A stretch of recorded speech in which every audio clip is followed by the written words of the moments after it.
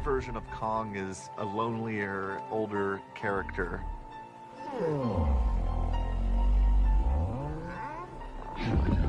That's the thing that was exciting to me about doing this movie, was being able to take a character like Kong and say, what happens with time with this character? What happens when the world kind of moves on past him? It's 30-odd years later. Adam wanted to introduce a bigger, older Kong, someone who was sort of street-worn.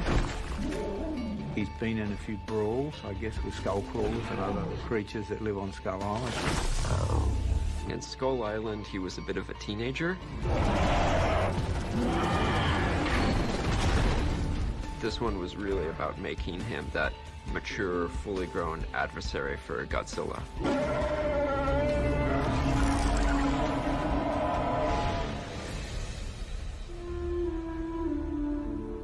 Kong classically is always a character who's kind of a romantic type. He always falls in love with the pretty blonde. And in this case, it kind of felt more like what Kong needed wasn't a love interest. He needed sort of a family. And so that's kind of where Gia comes in, is that, you know, Kong's a lonely character, Gia's a lonely character, and they really find each other. There's a real kinship between Gia and Kong that we begin to discover over the course of the film. They both feel like outsiders.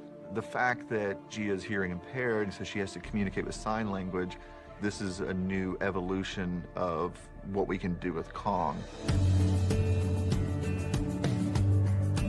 Finding the right girl to play Gia was an incredible challenge. She's a young, hearing impaired Iwi girl, and we had to look outside of the traditional channels to find her. And Kaylee Hoddle, who we're very fortunate to have cast in the film, had never been in a film before, and Sarah Finn, our casting director, was able to locate her, and the moment we met her, we knew she was the right girl for the part.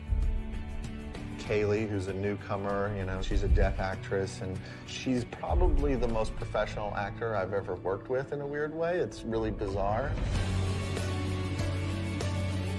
Kaylee is, number one, a really good actor.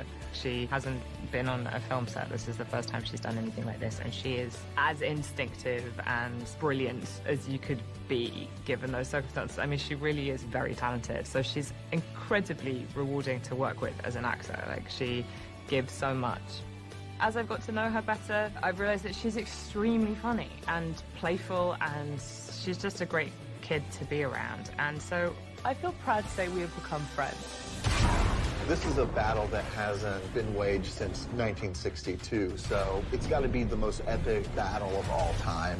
Two of these classic monsters are going head to head. That's really so exciting. This has to be the definitive answer to the question, who wins, Godzilla or Kong?